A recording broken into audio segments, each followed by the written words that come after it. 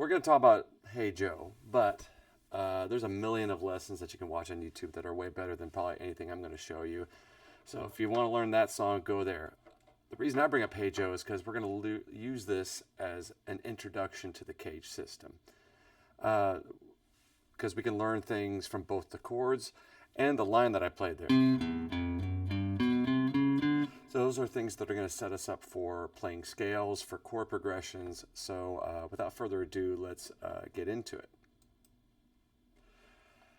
So the CAGED system gets its name from all the open chords, so to speak, that aren't bar chords. So like C chord, A chord, G chord, E chord, and D chord.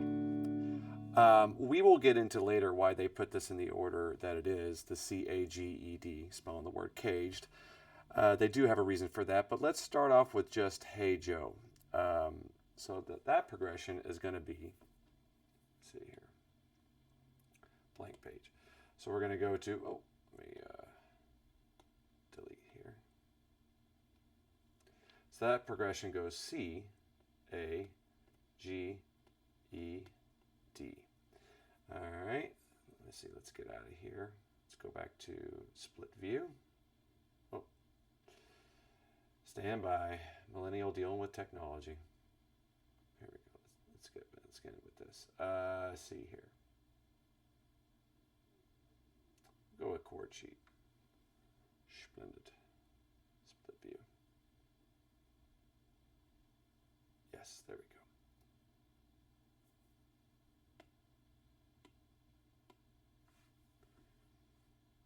All right.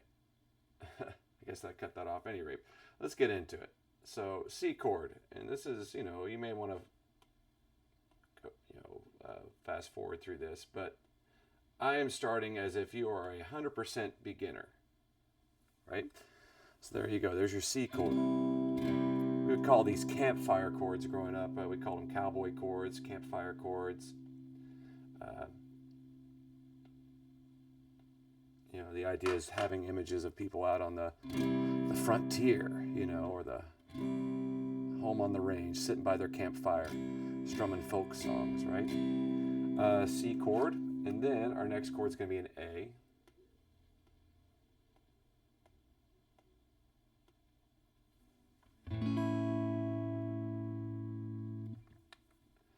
You know what? I just realized, let me go in order here.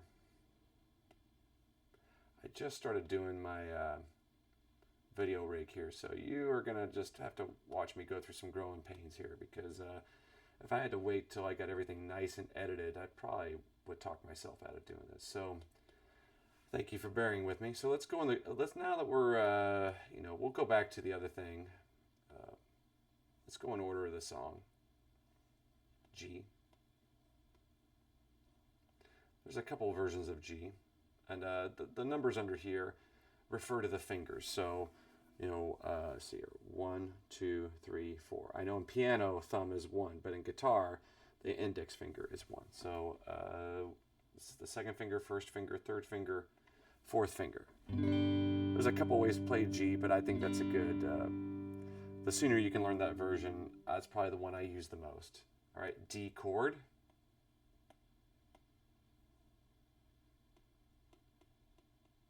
You can get away with strumming the A string, and that'll sound cool, but ideally, it's just the D string down. All right. A. A couple ways to play A. You can do it the way I was taught initially was this, but the way that I play it mostly now is like this. Put the middle finger there, and then the first finger, and then the ring finger. All right.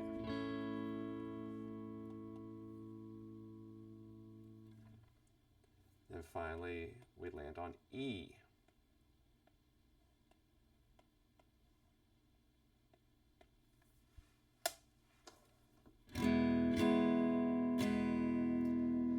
So kind of just to recap, there we go. C.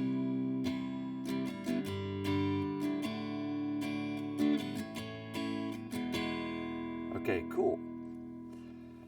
So that's the chord progression. If those are new chords to you, you definitely want to get those under your fingers first, because that's going to lay the foundation of the CAGED system. The people that developed this system, were assuming these are like usually some of the first chords that you'll ever learn. And they had the idea of, what if we took common shapes and turned them into movable shapes, which we'll get into on the next lesson. Right now we're just learning these, right? All right, so let's play through that together here. Sorry, it starts on C.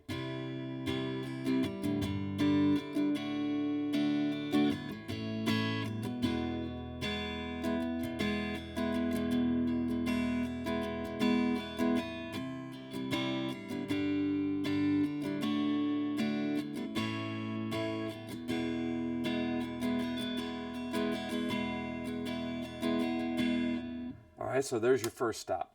Let's get into do not save.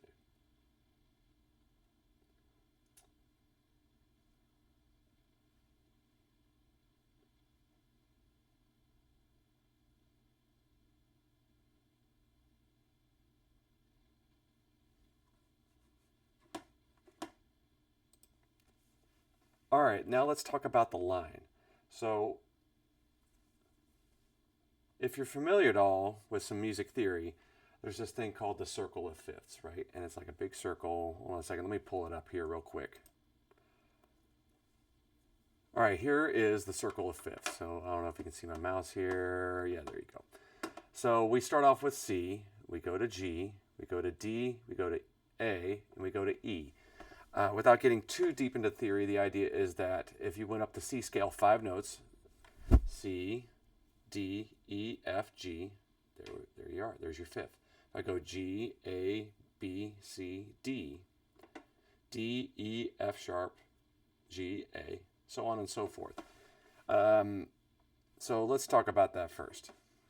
And then we're going to talk about going in fourths. Oh, that's not the right one. Here we go.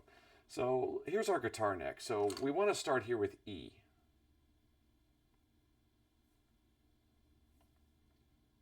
Or sorry, we're going to start with C.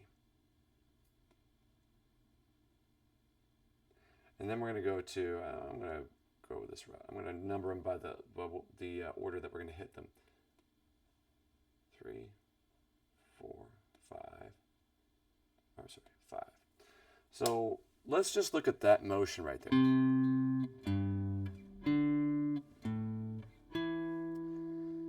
Let's get that first again. Just get those orders.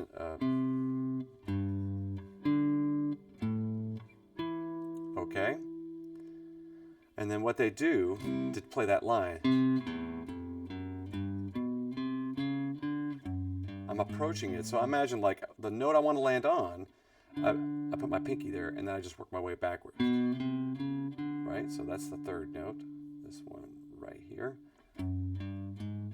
Go to the fourth one, and then that's how you end up on E. So when you hear them play on the recording,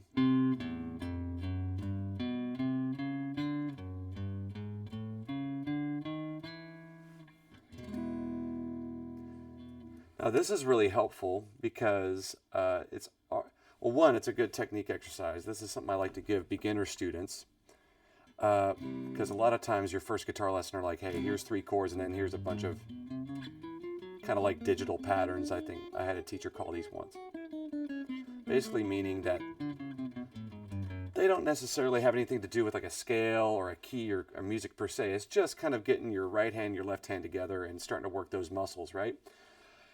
I have a thing about learning guitar that like there's so much music to learn. Man, you can learn a lot of technique by just learning songs, and this is a great example. This is kind of why I picked this song for beginners, because you get your basic chords.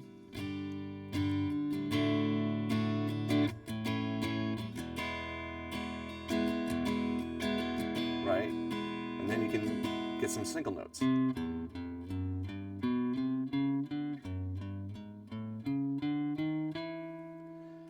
And I want you to pay attention here to this motion here. If I were to reverse this order, like I were to go back, I would land on C. So going back to our circle of fifths, it's fifths going clockwise, but going counterclockwise, it's in fourths. And what we work on in jazz guitar a lot is a lot of the chord progressions work in fourth-like motion. So, you know, for example, 2-5 in C major would be a D minor, a G dominant seventh, and a 1 major seventh. I know there's a lot of jargon, but the idea is if we reverse this order that we're doing in Hey Joe, that gives us an idea of a very common bass motion in a lot of the songs we're going to work on. So I'm gonna rewind it here. I'm gonna say we're gonna start here. And you know, don't worry about the numbers here. I'm gonna name them by their scale tones. 3, 6, 2, 5, 1. And this is coming from scale tones. If none of this makes sense, don't worry, just let it wash over you. But learning that motion right now is going to come really in handy. If that interests you, I'm going to put a link in the description so where you can jump into doing a autumn leaves chord progression, because I'm also going to do a thing about chords. Today, I'm just getting us into the CAGED system, which is going to give us our scales. So there we go. So now that we got our basic shapes, we covered the basic chords, and